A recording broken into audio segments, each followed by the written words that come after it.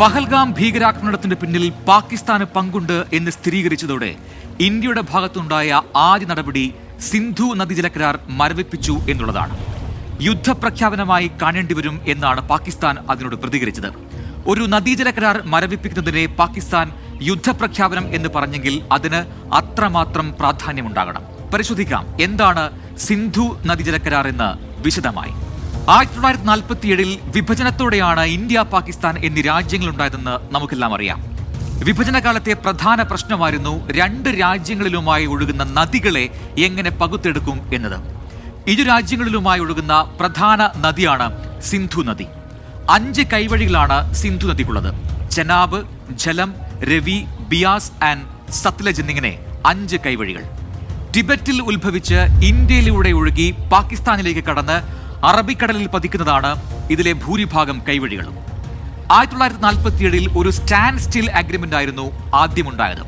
ഇന്ത്യയിലൂടെ ഒഴുകി പാകിസ്ഥാനിലെത്തുന്നതുകൊണ്ട് നദിയുടെ ഒഴുക്കിൽ മാറ്റം വരുത്തരുത് എന്നായിരുന്നു ഇതിലെ വ്യവസ്ഥ. എന്നാൽ പിന്നീട് ഇരു രാജ്യങ്ങൾക്കുമിടയിൽ തർക്കമുണ്ടാകുന്നു. തൊട്ടടുത്ത വർഷം 1948 ഇന്റർ ഡൊമീനിയൻ അക്കോർഡ് നിലവിൽ വരുന്നു.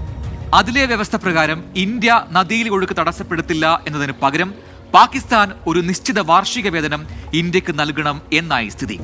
വൈകാതെ ആ വ്യവസ്ഥയിലും ജല ഉപയോഗം സംബന്ധിച്ചും ഇരു രാജ്യങ്ങൾക്കുമിടയിൽ തർക്കം രൂക്ഷമാകുന്നു. അതോടെ ലോക ബാങ്ക് വിഷയത്തിൽ ഇടപെടുകയാണ്. അങ്ങനെ രണ്ട് രാജ്യങ്ങളിൽ നിന്നുള്ള വിദഗ്ധരുടെ സംഘവും രാഷ്ട്ര നേതാക്കളും ഈ വിഷയത്തിൽ ഇടപെട്ട് നിരവധി ചർച്ചകൾ നടത്തി 1960 ഒരു പുതിയ ജലകരാർ നിലവിൽ വരുന്നു. സിന്ധു നദീജല കരാർ അഥവാ ഇൻഡസ് വാട്ടർ ട്രീറ്റി. കരാറിലെ പ്രധാന വ്യവസ്ഥ എന്താണെന്ന് നോക്കാം. സിന്ധു നദിയെ രണ്ടായി മുറിക്കുന്നത് പീർ പഞ്ചാൽ മലനിരകളാണ്. 2 വശത്തായി ഒഴുകുന്ന നദികളുടെ നിയന്ത്രണം 2 രാജ്യങ്ങൾക്കായി നൽകുന്നതാണ് ഈ കരാർ. കിഴക്ക് ദിക്കിലെ രവി, സത്ലജ്, ബിയാസ് എന്നീ നദികളുടെ നിയന്ത്രണാവകാശം ഇന്ത്യക്കും പടിഞ്ഞാറുള്ള ഇൻഡസ്, ജലം, ചെനാബ് എന്നീ നദികളുടെ നിയന്ത്രണാധികാരം പാകിസ്ഥാനും നൽകിയിരിക്കുകയാണ്.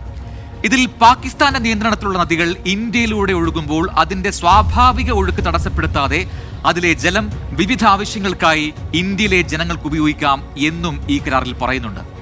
സിന്ധു നദിയും പോഷക നദികളുമായി ബന്ധപ്പെട്ടുള്ള മുഴുവൻ വിവരങ്ങളും ഇന്ത്യയും പാകിസ്ഥാനും അങ്ങോട്ടും ഇങ്ങോട്ടും സമയാസമയങ്ങളിൽ കൈമാറണം എന്നും പറയുന്നു. നദികളിൽ എന്ത് പ്രവർത്തനം നടത്തുന്നുണ്ടെങ്കിലും ആ വിവരം കണക്കുകൾ സഹിതം ഇരു രാജ്യങ്ങളും ഷെയർ ചെയ്യണം എന്നർത്ഥം. ഇങ്ങനെയുള്ള ഒരു കരാർ മരവിപ്പിക്കുന്നതിലൂടെ ഇനി നദികളുടെ സ്വാഭാവിക ഒഴുക്ക് തടസ്സപ്പെടുത്താനോ നിയന്ത്രണങ്ങൾ കൊണ്ടുവരാനോ ഇന്ത്യക്ക് കഴിയും. അത്തരം വിവരങ്ങൾ പാകിസ്ഥാനെ മുൻകൂട്ടി അറിയിക്കേണ്ട വ്യവസ്ഥയും ഇനിയില്ല. അപ്പോൾ അതെങ്ങനെ പാകിസ്ഥാനെ പ്രതികൂലമായി ബാധിക്കും എന്നതാണല്ലോ അടുത്ത പ്രധാനപ്പെട്ട ചോദ്യം. പാകിസ്ഥാന്റെ പ്രധാന വരുമാന മാർഗം കൃഷിയാണ്.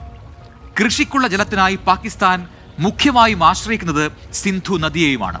അതായത് കൃഷിയുടെ 80% ആശ്രയിക്കുന്നത് സിന്ധുവിലെയും പോഷക നദികളിലെയും വെള്ളത്തെയാണ്.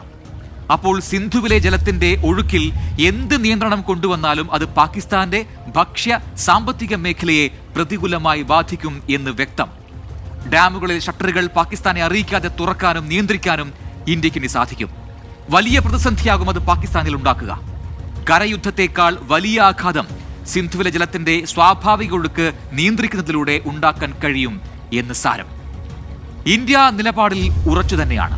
ഭീകരവാദത്തിന് നൽകുന്ന പിന്തുണ പാകിസ്ഥാൻ എന്ന് പൂർണ്ണമായി നിർത്തുന്നോ അന്ന് സിന്ധു നദീജല കരാറിനെ കുറിച്ച് വീണ്ടും ആലോചിക്കാം എന്നാണ് ഇന്ത്യയുടെ ശക്തമായ നിലപാട്.